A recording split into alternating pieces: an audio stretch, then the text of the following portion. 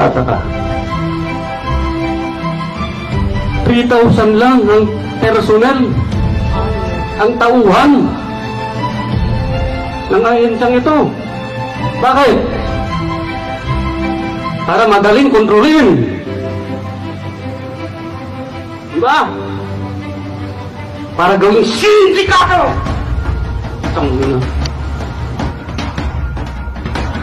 Ayan nga po mga kababayan, mga kasulid, maligayang pagbabalik dito sa ating channel. Sa araw na ito ay mayroon na naman tayong re-reaksyonan patungkol nga po dito sa isang suggestion or hinihilingan ni Uncle Calboro. Na di umano dito kay Pangulong Marcos ay ipalit na siya bilang gusto niya nang palitan siguro si DOJ Secretary. Mga kababayan, sa mga bago pa lang po dito sa ating channel, bago natin na pasukin at reaksyonan sama-sama, ay inanyayahan ko po kayo na mag-like, paki-like po ang videong ito, pa-subscribe na rin, paki-pindot po ang notification bell all, at paki-share na rin ng videong ito. Maraming salamat po. Mag-umpisa na tayo.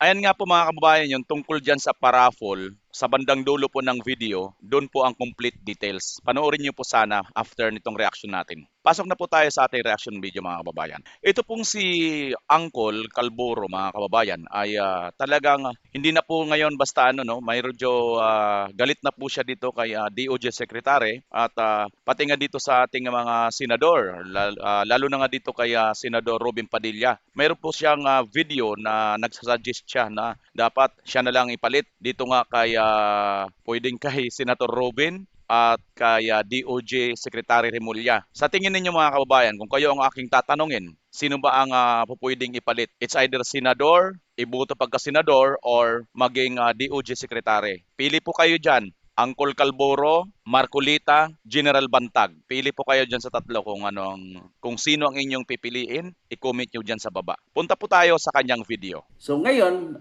ganito ang gagawin mo. Utusan mo si Secretary Boying Remulla na isubject lahat sa administrative case, lahat ng pulis. Sabi niya kay PBBM, ganito ang gawin mo, utusan mo.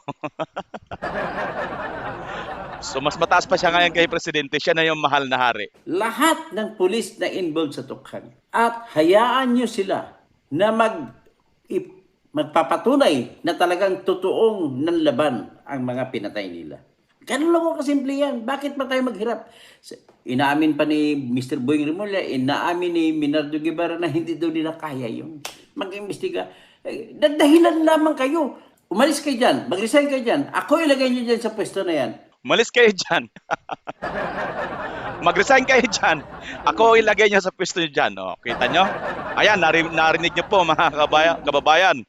Maliwanag po ang sabi niya rito na talagang inuutosan niya si PBBM. Umalis kayo dyan. Ako ang ilagay niyo sa pwesto. Di ba? Ayan nga po mga kababayan. So talagang G na G. Itong si ex-attorney Calboro. Or sabi nga ng karamihan si Uncle. Wag call. Bata pa ko call.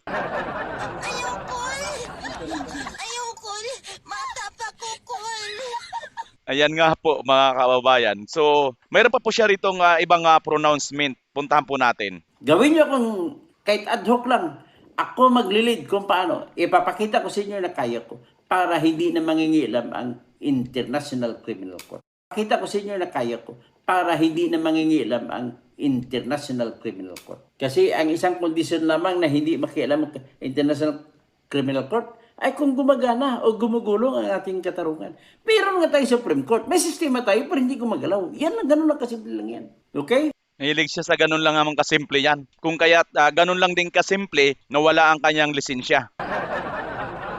Hindi po natin para pagtawanan si Attorney Toto Kausing, no, mga kababayan. Pero bawat salita niya, ganun lamang kasimple. Ganun lamang kasimple. Kaya nga ganun lang din kasimple na wala ang iyong lisensya. Napakahirap mong pinag-aralan yan. Katunayan nga po, napakarami po ang mga hindi po nakarating sa aspeto ng pagiging attorney dahil napakahirap po niyan. Ngayon, ginawa mong simple. Simple mong winala ang isang napakahirap na makamit. Ito naman si General Durante, kung hindi lang pala na taon na umamin itong mga sundalo sa isang administrative case, ay hindi siya nahuli. Kaya nga, sa mga tukhang, administrative case muna, kasuhan mo na lahat yan. Pag kinasok, at least kung wala kang makukuhang ebidensya pang criminal case, at least nakasuhan. Siguro na natutuwa na yung International Criminal Court at matutuwa na ang mga European businessman at Teka, bakit nyo po problemahin, attorney, yung mga European businessman at European trial court? Bakit? Under ba tayo nila? Di ba ga, attorney, mayroon tayong sariling sovereign? Di ba may sarili tayong kalayaan? At bakit naman? Di ba dapat pwede na mind on your own galis? Huwag nyo kaming pakialaman dito. After all, gumagana naman ang ating justice system dito sa Pilipinas, di ba? Di ba, attorney? Katunayan nga, may kilala ako. Ewan ko, attorney, kung kilala mo. Kilala mo ba ang isa sa napakabilis po ng paghatol at napawalang sala, yung anak ni Secretary Buying? Baka hindi mo kilala yon, attorney. Di ba? Napakabilis nga ng hustisya doon. Napawalang sala kaagad. O, paano mo sasabihin na hindi gumagana? baka mag-isip na magbibigay ng puhunan sa ating Pilipinas. O, di ba? O, ngayon, Ruda Boreros, no, sa Facebook pages ko, malala kadi ang korupsyon sa atin at gumagawa ngayon ng makapagpirahan ang mga pulpul na wala namang may nagawa sa batas. Totoo lang lahat naman yan bumibili ng nanalo dahil bumili ng boto O ano ma-expect mo na sa mga taong bumibili ng boto? Magiging maayos bang kanilang paggawa ng konstitusyon? Mildy Posterlusa, mga buhaya ayaw na magsibaba. Nakalakost sila. Si Corazon Lopez, good morning, Engineer Toto. Si B. Reinsky, ang problema ng bansa, not the Constitution. Ang problema yung mga corrupt na politiko. Tama ka, B. Reinsky. China Gam, 1987 Constitution is the Constitution of the people, amended by the Holy Spirit. People's voice is God's voice. Galing na to. Ang isang terminology namin. Teka ha, sabi niya people's voice is God's voice. Pakinggan pa natin, dudugtong niya rito. Nung abogado pa ko, ginagamit, Vox Populi, Vox Dei. The voice of the people is the voice of God. May paborito pa ko isa saying, Salus Populi.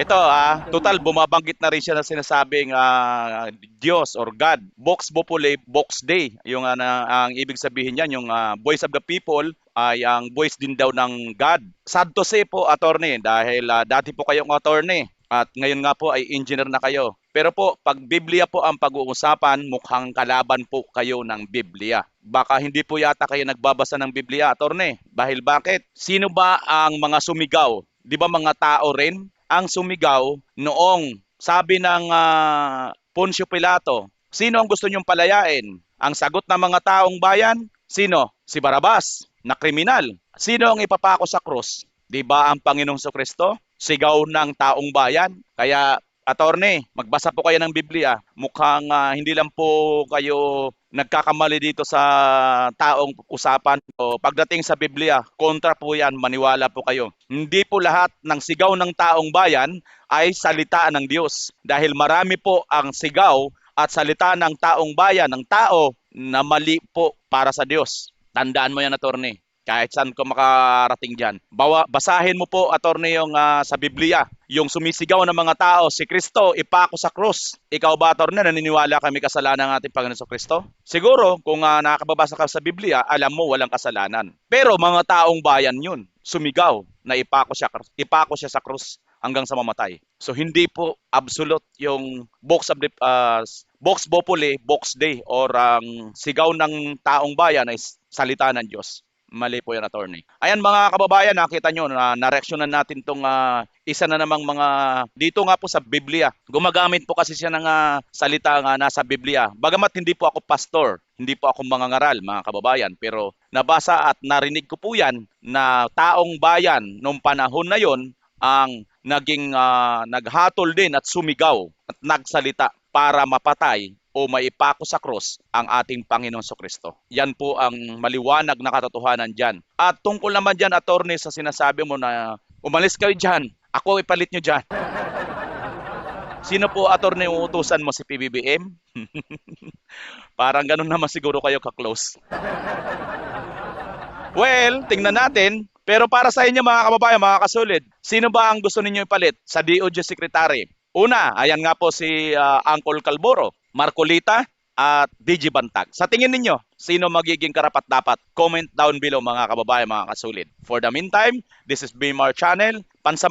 Pansamantalang magpapaalam at sana'y magkita-kita tayo sa sunod kong upload video kung loloobin ng Panginoon. May awa ang Diyos. Punta na po tayo sa ating paraffol. Maraming salamat po. Ito pong raffle purakos mga kababayan na ating isinasagawa or ating pong ipinopromote ay may malaking benefits po ito mga kababayan. Ito po ay hindi lang po basta magkakaroon lang po or ginawa ito para magkaroon lang ng basta pera, kundi ito po ay ginawa para po sa ganitong dahilan. Ito pong mga beneficiaries ay mayroon pong 100 ailing patients care of IWI nationwide. Kasi po yung IWI, mga kababayan, ay isa po siyang foundation at international po yan. Tumutulong po sila sa mga nangangailangan na mga pasyente, may mga sakit. Doon po mapupunta ang ilang bahagi dito nga po sa malilikom mula rito sa raffle for ACOS na to. Pangalawa, mga kababayan,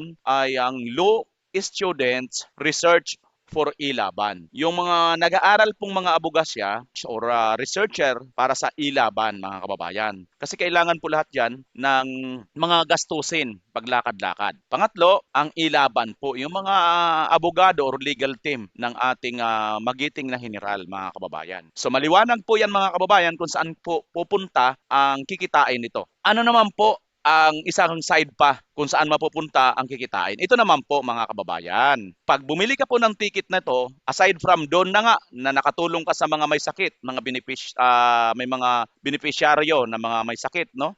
Makakatulong ka. Aside from that, ito naman po, ang ticket po na ito or should we say slots, hindi po siya ticket na literal, kundi slots. Bakit po slots? Kasi po, 1 to 5,000 lang po yan. Meaning, 5,000 ticket or slot lang po yan, mga kababayan. Pag bumili po kayo ng isa, may chance na po kayong manalo nitong Toyota Fortuner 2023 na automatic transmission. At brand new po yan, mga kababayan. Yan po yata ay nagkakahalaga ng 2.5 million or di ko alam, something nandyan na siguro, no? Yan po yan, mga kababayan. Bakit si Juanan ang dapat mong piliin kapag gusto mong mag-loan? Dahil mataas ang credit limit. Tama! Up to 15,000 pesos.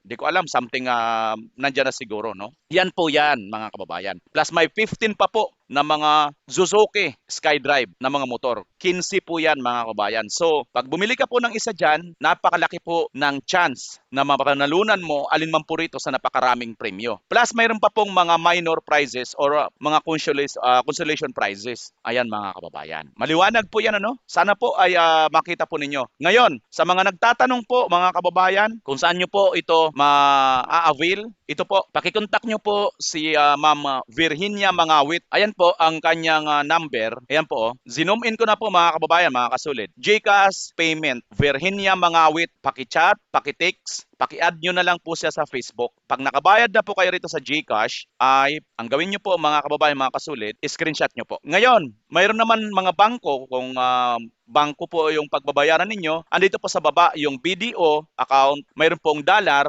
at piso account. Sana po mga kababayan, maunawaan po ninyo. Sana po maliwanag po ninyo nga naintindihan itong atin pong ipinaglalaban na si DG Bantag at ito nga po ay may tinatawag na raffle for ACOS. Hindi po ito sa kanya mapupunta lahat, mga kababayan. Nililiwanag lang po natin. Maraming salamat po sa lahat ng tutugon. Yun naman po ay hindi po ito sa pilitan. Kung sino lang po ang may kakayahan. Ngayon po, kung gusto nyo po magtanong tungkol sa akin, i-PM nyo po ako, Roland PH Channel. Yun sa Facebook ko naman po, mga kababayan. Ayan po, maliwanag po sana yan, mga kababayan. Magkita-kita po tayo sa raffle draw nito, no, mga kababayan. Sana po, manalo po kayo ng isang Toyota Fortuner.